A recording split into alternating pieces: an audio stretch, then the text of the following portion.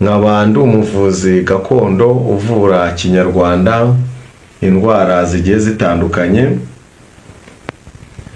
Mvura indwara nyinshi zigiye zitandukanye, nkavura ibisazi, igicuri, amarozi n'izindi zigiye zitandukanye. Tukagira n'abantu inama ku bigendanye n'iby'ubuzima. Ni ukuvuga ngo rero mu buvuzi gakondo tuvura indwara zigiye zitandukanye nyinshi. Hano tugira imiti igiye itandukanye. Ni ukuvuga ngo hano tugira umuti w'inzoka uvura inzoka zose zo mu nda.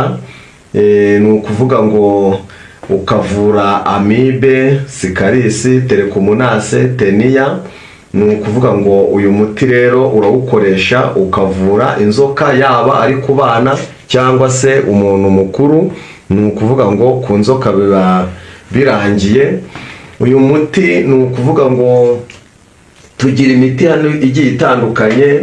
Ni ukuvuga ngo hano tukagira umuti uvura umuvuduko, impyiko, rubagimpande, amavunane n'ibindi bintu bigiye bitandukanye. Tukavura igifu, impyiko, rubagimpande, amavunane. Uyu muti ni ukuvuga ngo ukanywebwa ukurikije amabwiriza yawo. Hano tukagira undi muti bagenda kwita igisura. Ni umuti uvura nawo ufasha umuntu mu nda kugira ngo habashe kugenda neza. Ni ukuvuga ngo rero uyu muti nawo aba ari imiti ifite ubuziranenge. Ni ukuvuga ngo rero nta kindi kintu ukora usibye kuba wangeraho cyangwa se ukagera hano. Ni ukuvuga ngo twarangiza tukagufasha kandi tukakugira inama ku bigendanye n'iby'ubuzima.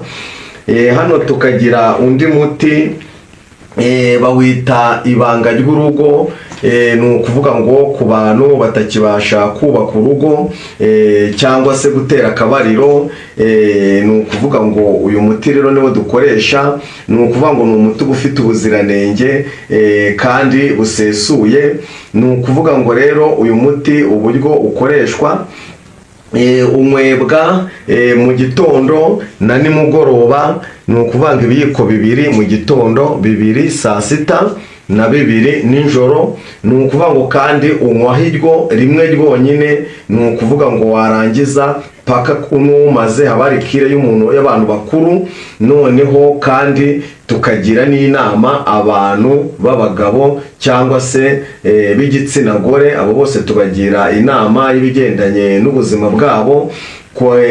Uyu muti ukongera amavangingo ku badamu. Ni ukuvuga ngo ukemura ibibazo byinshi bigiye bitandukanye. Hano rero tuba dufite imiti myinshi. Nta kindi ukora usibye kuhagera. Ni ukuvuga ngo ahantu hose waba uri i Kigali cyangwa n'ahandi hagiye hatandukanye, utega imodoka ukababwira ko uviramo ahantu bita Nyakarambi. Iyo ugeze Nyakarambi mu isoko, ni ukuvuga ngo uhita utega umumotari ukugeza ahantu bita Nyamateke. Aho niho mu rugo, aho bagenda kwita Gisaka Migongo, ubwo ni mu karere ka Kirehe. Ni ukuvuga ngo rero ugahita ubasha kongeraho. Hano tugira undi muti uvura ibintu bigendanye n'inyatsi.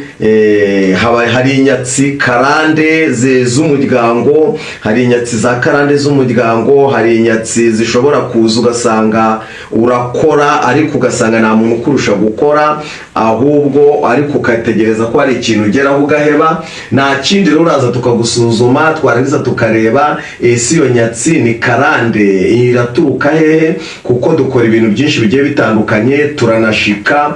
Iyo tuvuze gushika ni ukuvuga ngo ni mu bigendanye no kuba wenda umuntu yakwibye, uraza tukamushika akaza akivuga urinde ndikanaka.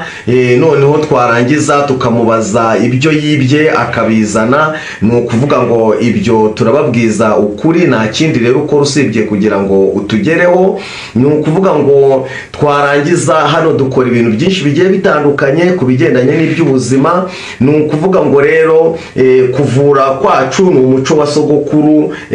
ni gakondo yimbitse. Natangiye kuvura mfite imyaka 14, none ubu ngubu maze kugeza ku myaka 41. Ni ukuvuga ngo rero ku bigendanye n'iby'ubuzima haba hari ibintu byinshi, hari imiti myinshi igiye itandukanye, ngira ngo murayibona. Haba hari indwara nyinshi tugenda tuvura zigiye zitandukanye bitewe n'impamvu igendanye no kuba tugomba kwakira abanyarwanda. Ni ukuvuga ngo tugira imiti myinshi igiye itandukanye, imiti yo guca imyeyo iyo yose turayigira, tukagira imiti igiye itandukanye. Ni ukuvuga ngo rero aha hose mureba ubu iyi ni imiti. Ni ukuvuga ngo nta kindi kintu ukora noneho warangiza ukaduhamagara tukavugana.